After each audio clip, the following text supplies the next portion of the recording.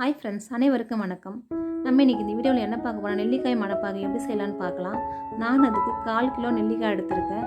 அதில் கொட்டையெல்லாம் நீக்கிட்டு சின்ன சின்ன துண்டாக கட் பண்ணி எடுத்துடலாம். அதை ஒரு மிக்ஸி ஜாரில் போட்டு 3/4 கிளாஸ் தண்ணி விட்டு நல்லா விழுத அரைச்சிக்கலாம்.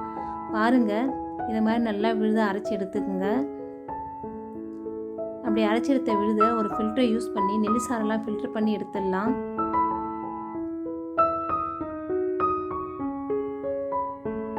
பாருங்கள், இது மாதிரி நல்லா ஃபில்டர் பண்ணி எடுத்துடுங்க.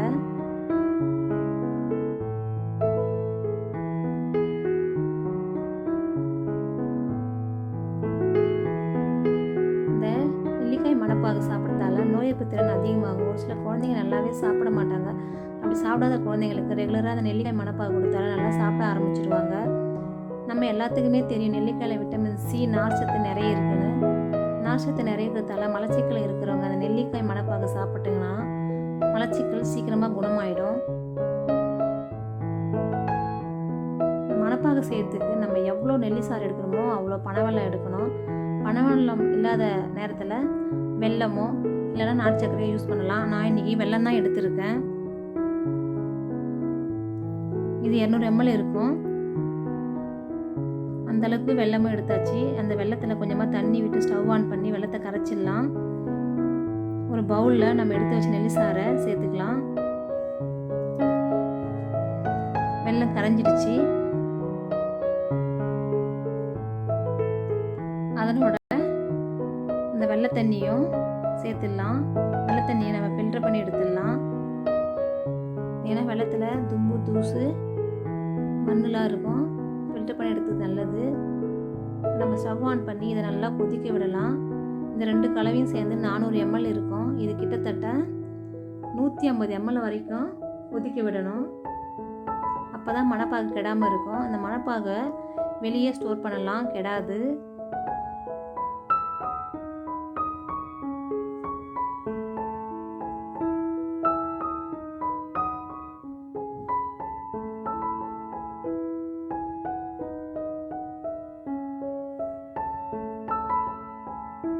சிக்கு பதத்துக்கு வர வரைக்கும் இது நல்லா கொதிக்க விடணும்.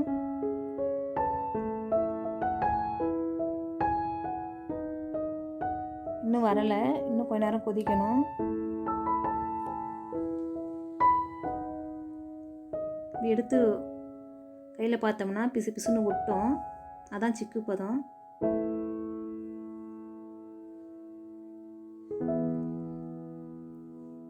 நீங்கள் செய்ய சொல்ல பெரிய பாத்திரமாக எடுத்துங்க. இது நல்லா பொங்கி பொங்கி வரும்.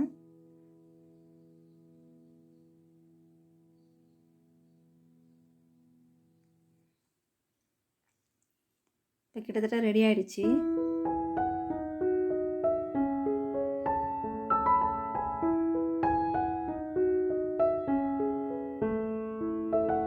பாருங்கள், எவ்வளோ நம்ம எடுத்தோம், எவ்வளோ ஆயிருக்குன்னு பாருங்கள்.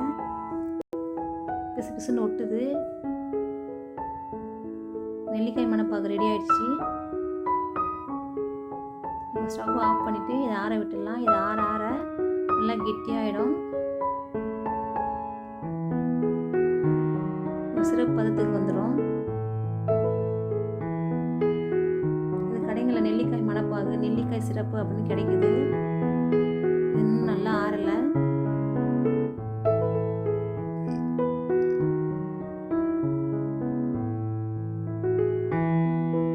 எப்படி சாப்பிட்லான்னா அப்படியும் சாப்பிட்லாம். ஒரு ஸ்பூன் எடுத்து, அப்படி இல்லைன்னா ஒரு ஸ்பூனில் 2 சொட்டு தேன் கலந்து சாப்பிட்லாம். அப்படி இல்லைன்னா ஒரு கிளாஸ் 2 ஸ்பூன் இந்த மணப்பாகு விட்டுட்டு தண்ணி கலந்தும் சாப்பிட்லாம்.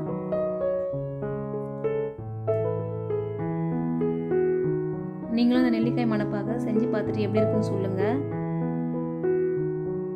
இந்த வீடியோ பிடிச்சிருந்தா ஷேர் பண்ணுங்கள், லைக் பண்ணுங்கள், கமெண்ட் பண்ணுங்கள்.